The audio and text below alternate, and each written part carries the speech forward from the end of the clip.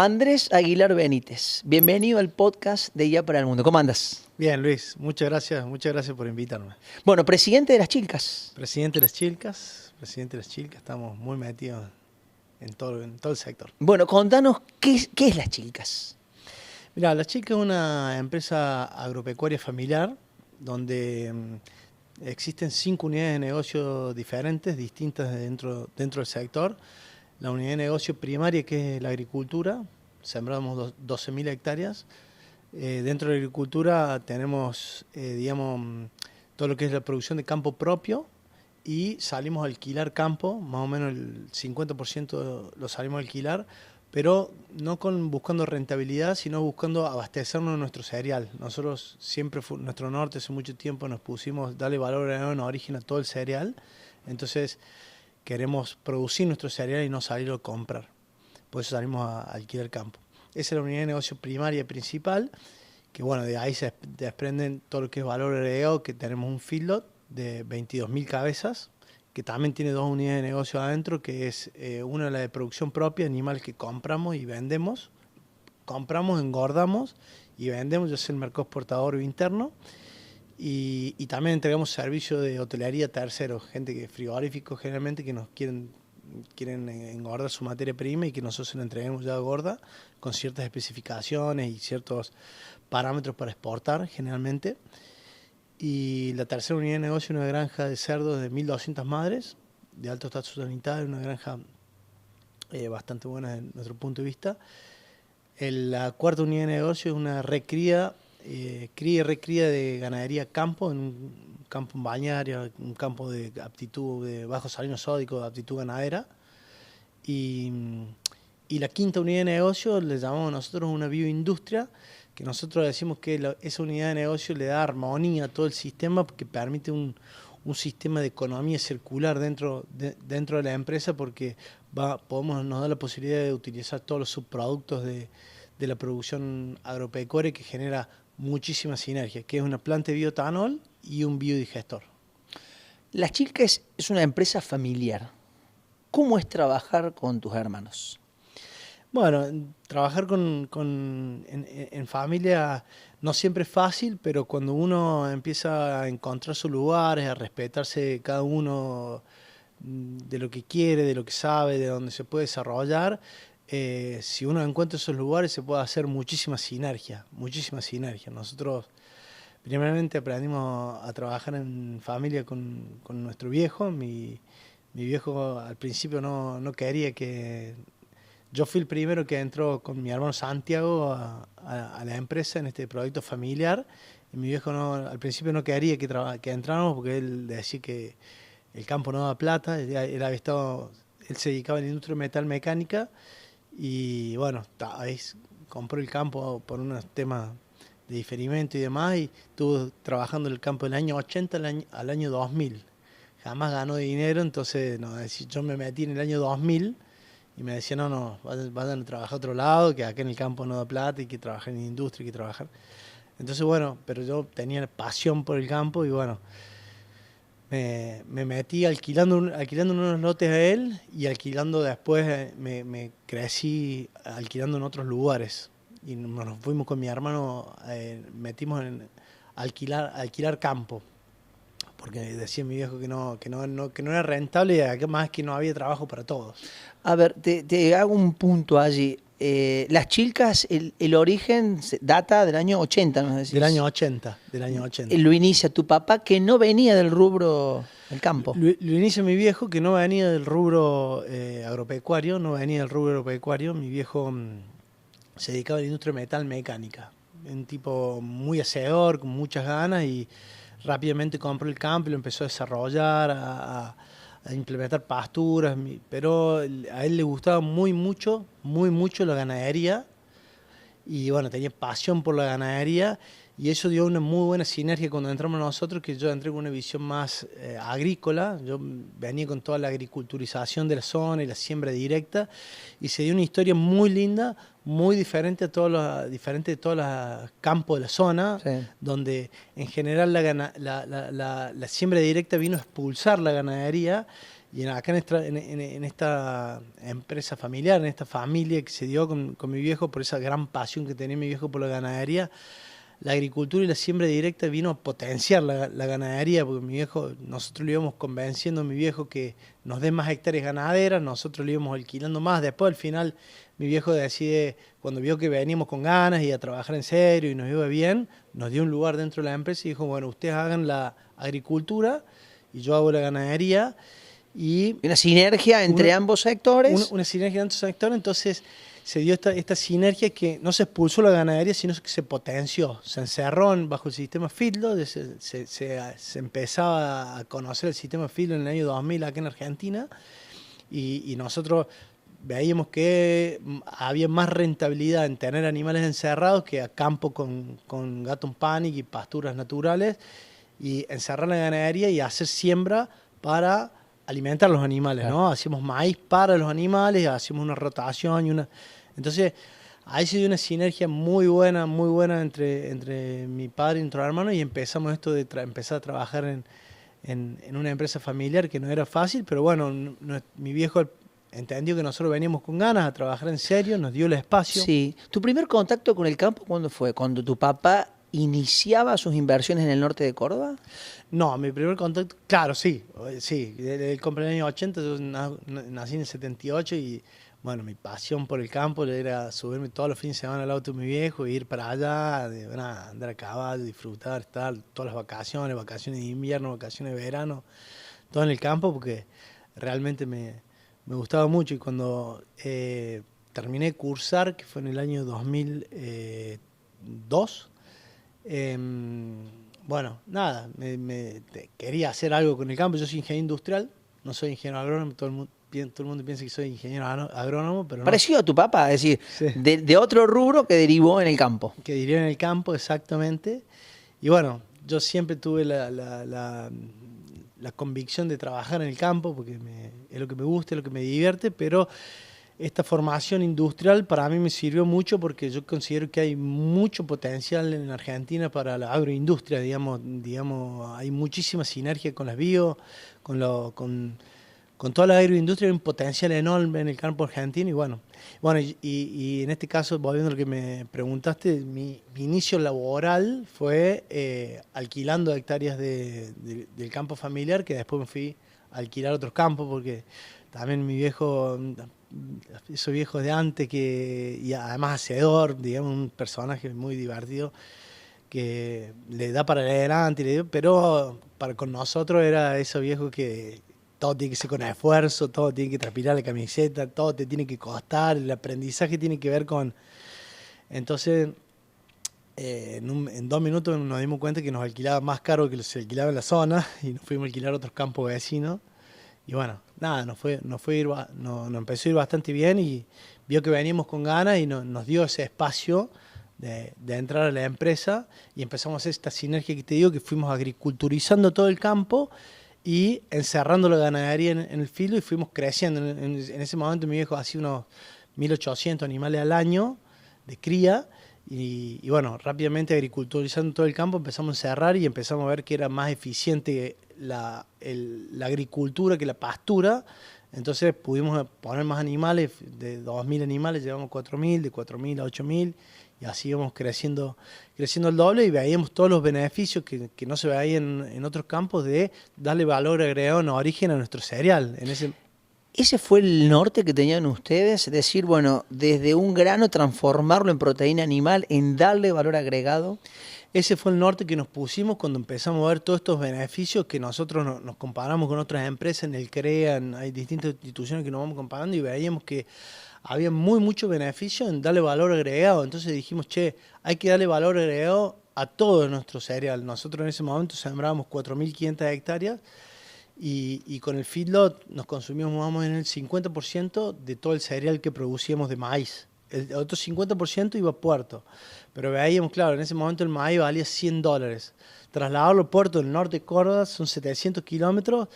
$30. O sea, el 30% de nuestro valor se lo llevaba solamente el flete. Después costo y demás, y qué sé yo, te quedaba una rentabilidad muy chica.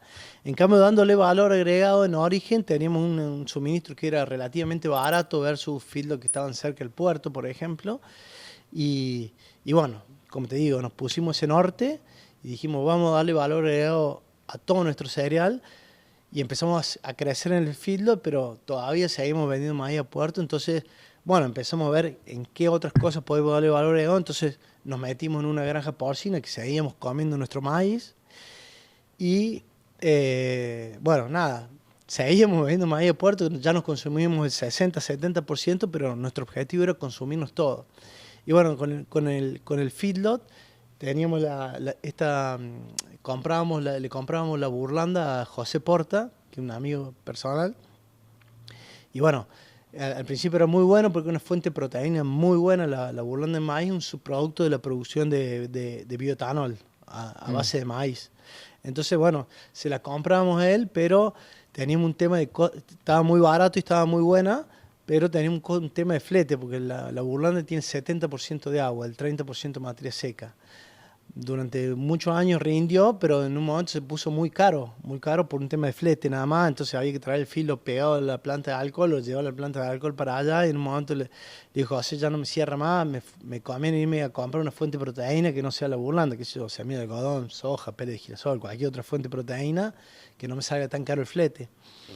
Y bueno, muy movido, José, y muy innovador. Y dice, che, pero hagamos una planta de biotanol en tu campo.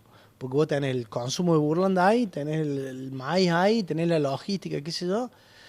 Y bueno, al principio yo decía, che, pero eso es posible, es real. Y no sé, vamos a ver, yo tengo ganas de hacer este proyecto que es nuevo y quiero...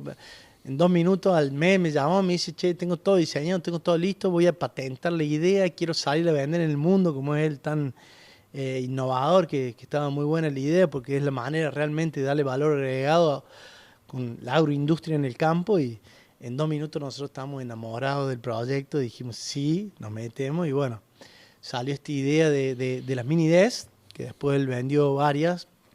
Había un tema que no podíamos acceder al cupo, pero bueno, ese tema se resolvió y nosotros ya empezamos a pensar un poco más en bioenergía, bioetanol, economía circular y sinergia la sinergia de no tener que vender el maíz a puerto, de procesarlo todo. Y ahí le dimos el 100% del valor agregado que producíamos, se lo metimos en el planta y no nos alcanzaba, teníamos que salir a comprar maíz. Entonces decimos, che, en vez de salir a comprar, lo producimos y así fue como empezamos a pensar de esa manera y armamos esta agroindustria en Las Chilcas. Y para completar ese 360 de sustentabilidad, avanzaron con un biodigestor.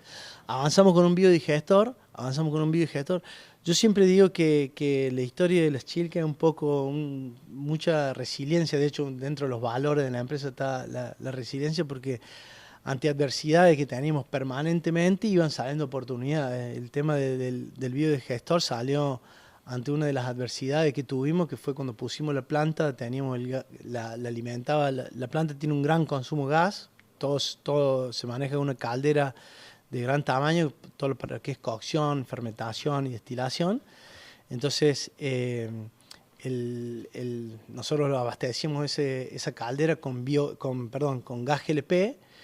En el 2016 el gas tenía un precio, rápidamente en el 2018, cuando empezamos a trabajar fuerte, el gas GLP se fue re alto y se transformó casi inviable para nosotros económicamente llevar adelante este proyecto por el costo del gas. Pero además teníamos un pasivo ambiental nosotros, que era todo el purín de cerdo, toda la bosta del feedlot, que teníamos grandes cantidades.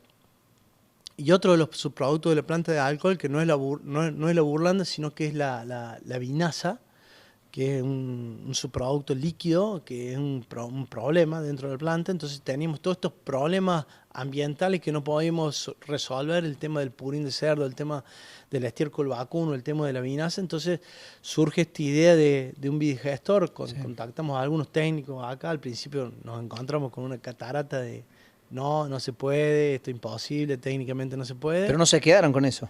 Por suerte no nos quedamos con eso, siempre muy activos y muchas cosas. Empezamos a averiguar, nos fuimos nos fuimos a donde realmente había mucho conocimiento técnico, porque yo te estoy hablando en el año 2017, empezamos a pensar en hacer un biodigestor, lo hicimos en el año 2018, y empezamos a investigar y realmente el conocimiento técnico en ese momento estaba en Europa. En Europa nosotros veíamos que acá había, con suerte en ese momento, 10 biodigestores y no funcionaban los 10 bien.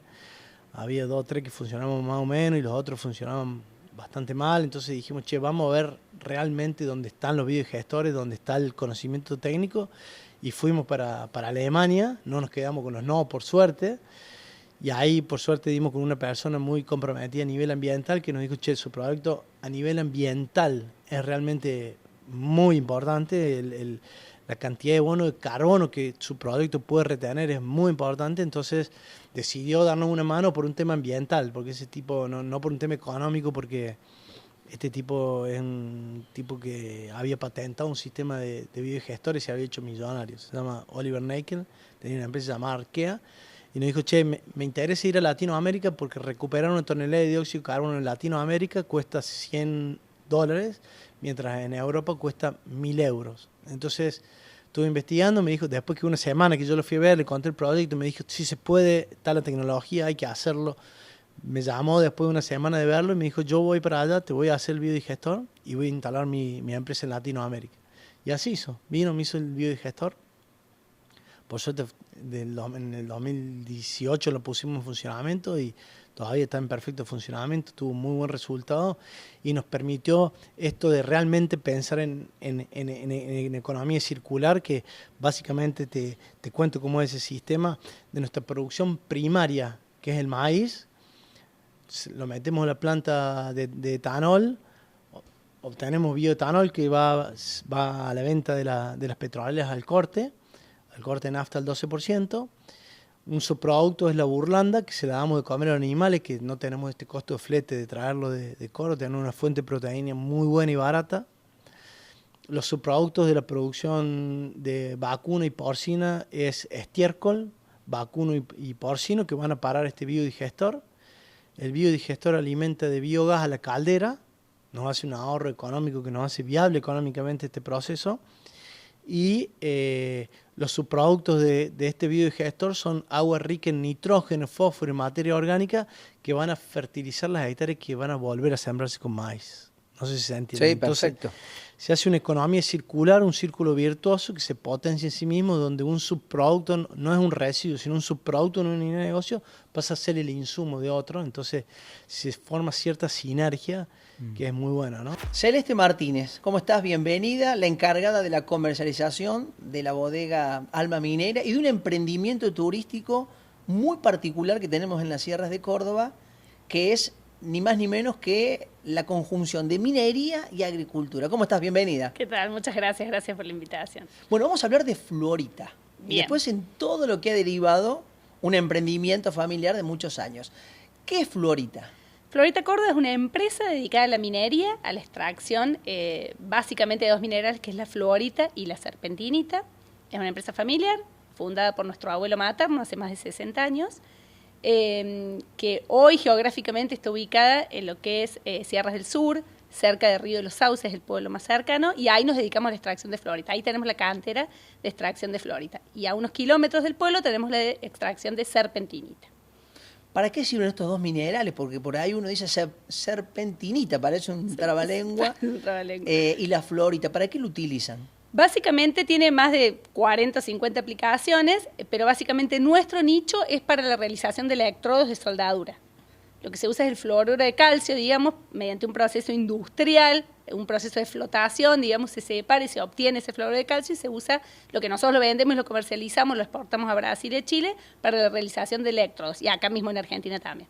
Es decir, que es un producto en el que ustedes están exportando, además de la utilización que se da en el mercado interno. Exactamente. Brasil y Chile hasta ahora son los lugares donde estamos exportando. Bueno, contanos un poquito más. Esto nace de tu abuelo materno. Mi abuelo materno, que era médico, nada que ver, pero invierte en una mina de fluorita. En una de sus tantas inversiones que tuvo, invierte en una mina de fluorita.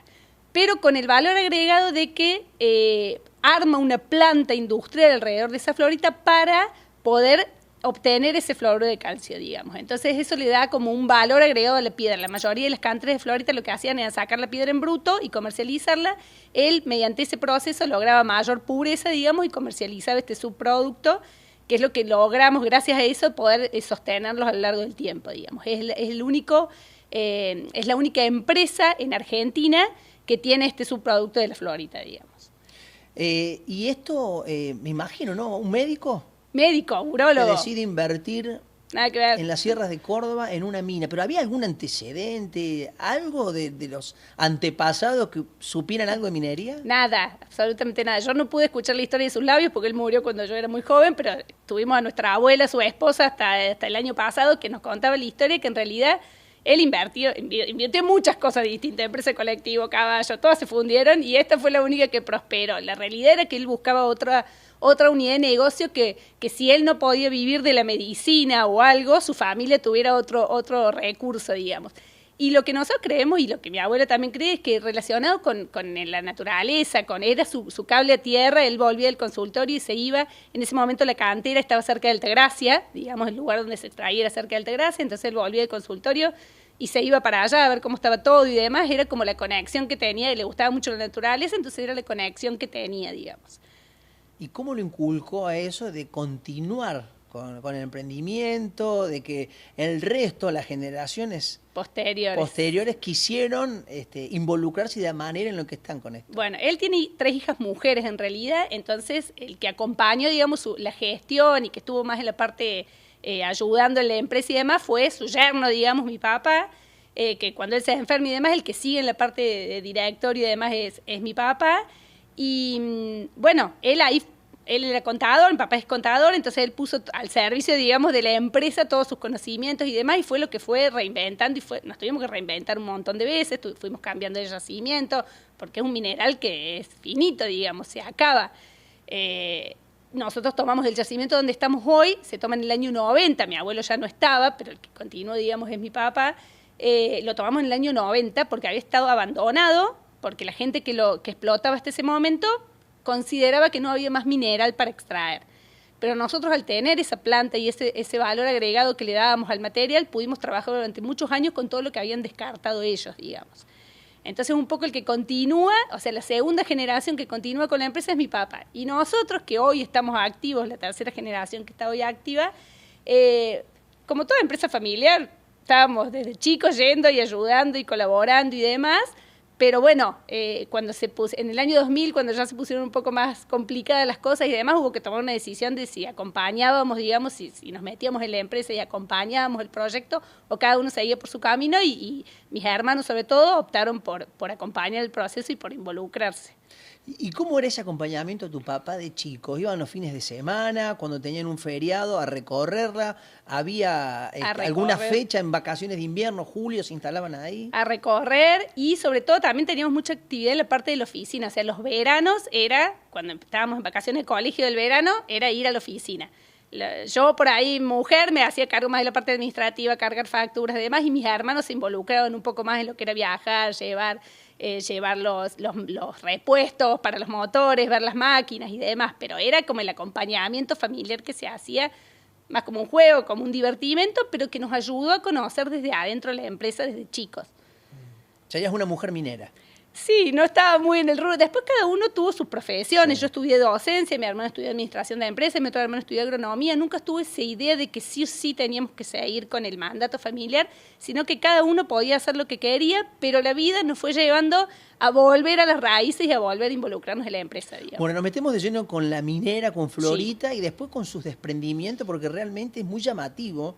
Incluso hace poco tiempo, hablando con la ministra de Minería de Mendoza y comentando el caso de Florita, la verdad que le había generado mucha inquietud de ir a conocerlo, y la verdad que es algo que, bueno, ya nos vas a contar, pero increíble que de la minería hayan podido surgir otras unidades de negocio como la vitivinicultura y el turismo. Exacto. ¿A dónde están instalados ustedes fundamentalmente? ¿Están en las sierras? En las sierras, exactamente. En lo que sería hoy Sierras del Sur, digamos, límite con Merlo. Ahí está el yacimiento de Florita. Estamos del pueblo de Río de los Sauces a 33 kilómetros hacia arriba de montaña, digamos. Ahí está el yacimiento de Florita. Y ahí se desarrolló el proyecto de Alma Minera.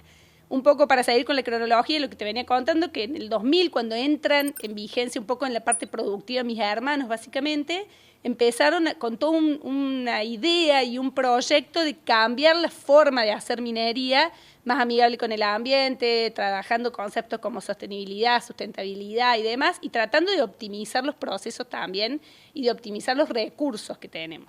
Entonces, nos metimos en lo que es ahorro de energía, el uso del agua y demás para el proceso minero que tenemos. ¿Qué haces con el uso de energía? Porque estás a ¿cuánto? ¿A 1.200? 1.300 metros de altura, no hay red eléctrica obviamente, nosotros usábamos combustibles, generadores y demás, se utilizaba hacia ese momento, hasta que en el 2000 decidimos invertir en un parque solar de 120 kV para abastecer todo el circuito productivo de la empresa y el campamento. Ahí vive gente de lunes a jueves, o sea, el personal minero vive de lunes a jueves en el campamento ahí, necesitaban también, o sea, también usan Estamos luz. hablando de hace 25 años que pensaran en dejar de consumir gasol y todo lo que genera de contaminación para pasar a una energía obviamente sustentable. Sí, en Argentina no se hablaba todavía mucho de eso, era como que se estaba iniciando, pero bueno, mis hermanos tenían la posibilidad también de viajar a ferias mineras y demás y ver qué se estaba haciendo en otros lugares del mundo y eso creo que también les abrió un poco la cabeza y aparte de una cuestión ambiental, también una cuestión de recursos, sí, ¿no? Porque no olvidemos que siempre uno está tratando de optimizar y de bajar costos y demás y es una forma también.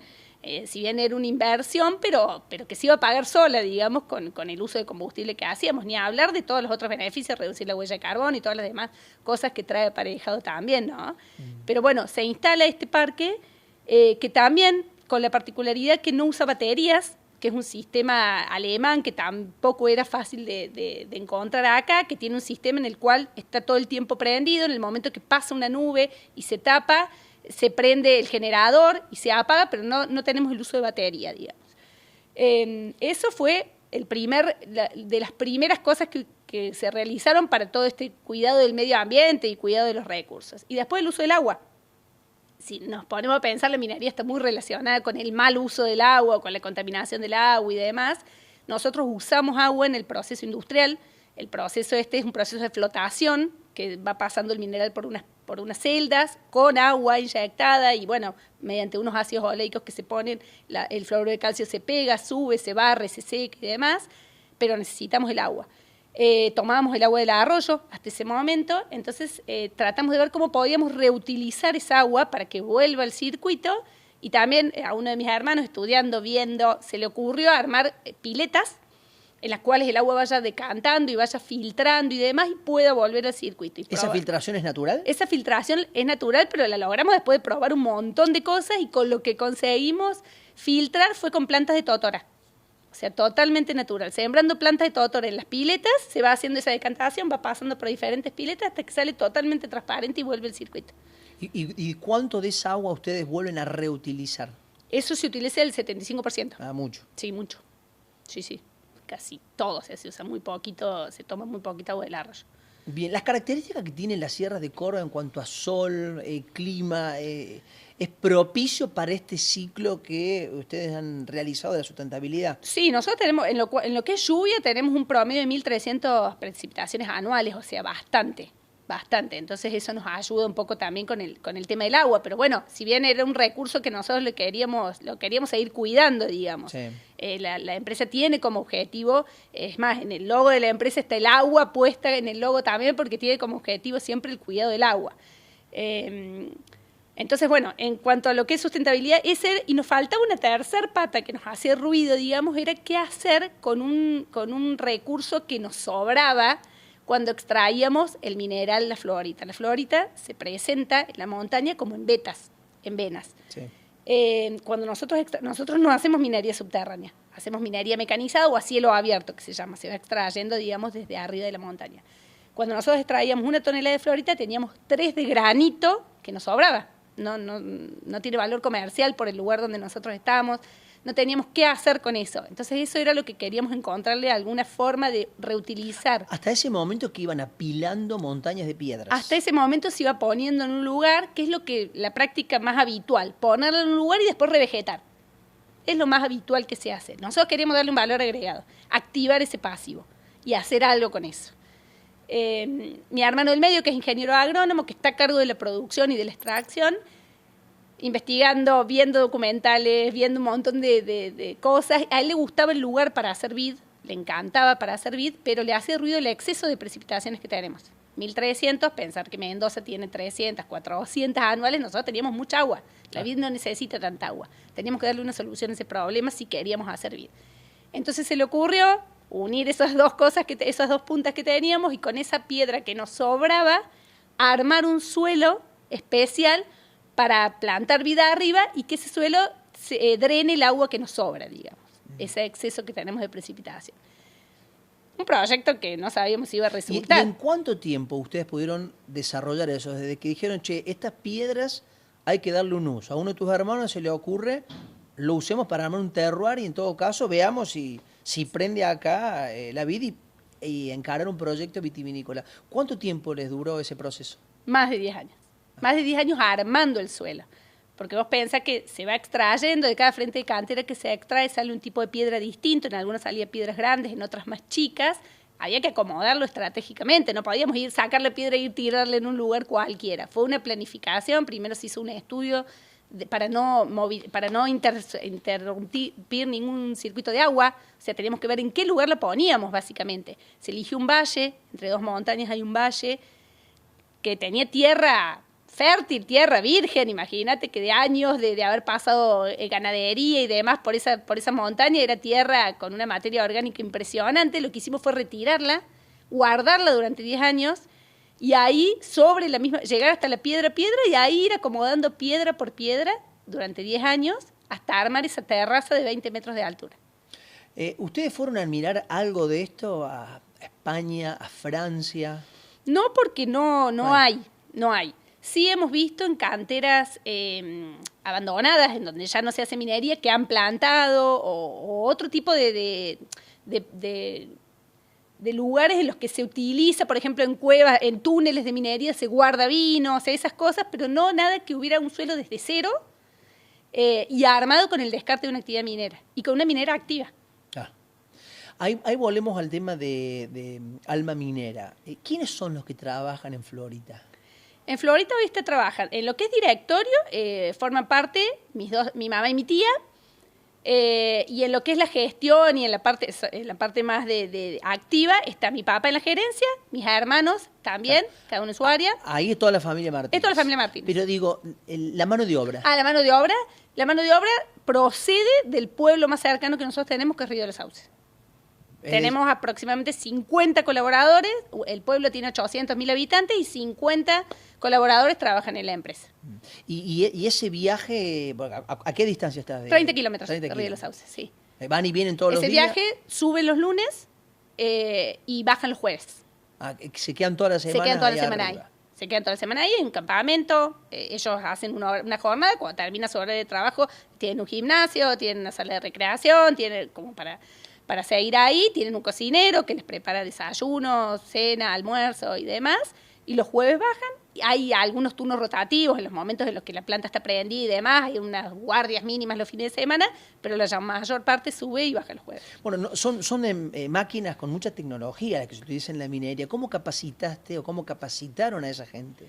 Lo que nosotros más que nada valoramos, digamos, para entrar a la empresa es que tengan ganas del crecimiento y de aprender. Por ahí nos pasó que al principio, apenas llegamos, la gente que trabajaba, por ahí no habían terminado el secundario o estaban ahí, eran gente de más de 30 años y no habían podido terminar el secundario y demás. Entonces empezamos con ese trabajo y dar esa posibilidad. Llevábamos un profesor que los ayudó a terminar de recibirse y empezamos con todas las capacitaciones en lo que es manejo no solo de maquinaria, sino de todo lo que es tecnología, planillas. Nosotros nos manejamos con indicadores, estamos certificados normas ISO 9001 y 14001, entonces tenemos que manejar un montón de indicadores y cosas que necesitamos que la gente pueda hacerlo. Entonces fue todo con capacitación, llevando capacitaciones para que la gente pudiera, digamos, ir avanzando.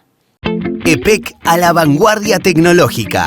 Estamos instalando medidores inteligentes en toda la provincia. Un proyecto único en el país que te permite consultar tu consumo en tiempo real y administrarlo eficientemente. Un salto de calidad para todos los usuarios. EPEC, la energía de Córdoba.